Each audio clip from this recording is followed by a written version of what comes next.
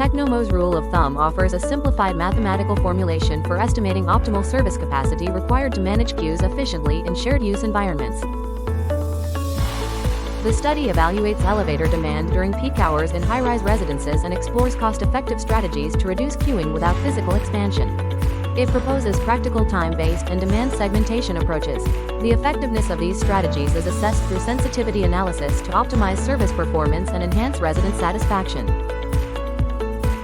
To serve 240 users during peak hours, approximately 30 elevators are required. With only 7 available, there's a significant capacity shortfall causing long wait times. Increasing the number of elevators would necessitate major structural changes, which may be impractical in a fully built environment. Solution 1. Time scheduling as an alternative. In high-density residential buildings with limited elevators, adding more shafts is often impractical due to architectural and cost constraints.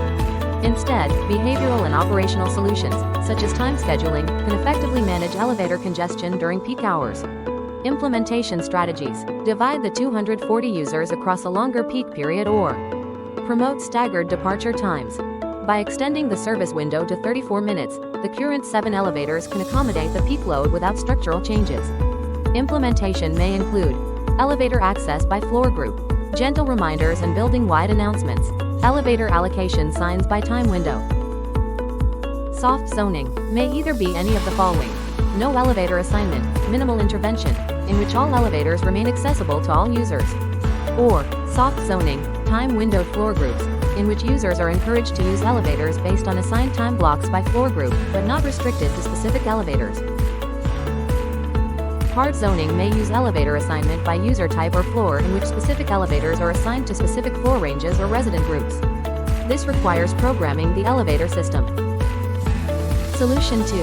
Time extension strategy. To address demand issues, the proposed model extends the service window from 8 to 34 minutes, encouraging residents to stagger elevator usage.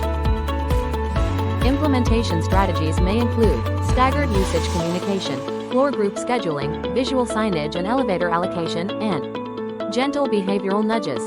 By recalibrating Teknomos' elevator capacity model with the extended 34-minute service window, the analysis confirms that the current 7 elevators are sufficient to accommodate the expected 240 users during peak hours. This highlights the potential of temporal redistribution of demand as a viable, non-invasive intervention in vertical transport systems. Solution 3. Demand segmentation by resident profile and trip purpose.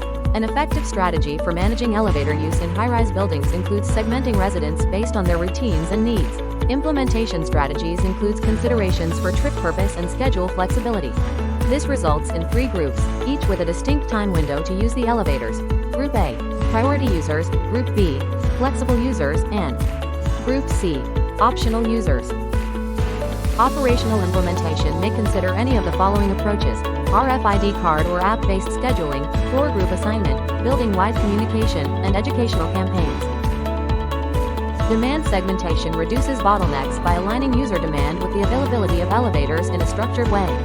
It also optimizes elevator usage and may be adjusted based on user feedback or changes in resident schedules. This offers flexibility and scalability, which ensures that elevators are being used more efficiently. And finally, behavioral efficiency that relies on predictable behavior rather than reactive adjustments. Elevator congestion in high-density buildings is a major issue during peak hours. To address this demand, 3 strategies were suggested. Number 1. Time scheduling that extends peak service hours by encouraging residents to stagger usage based on floor levels. Number 2. Extended service windows through behavioral nudges, which employs structured communication and visual aids for staggered elevator use but assumes all users share equal flexibility, potentially causing uneven demand and lower adherence.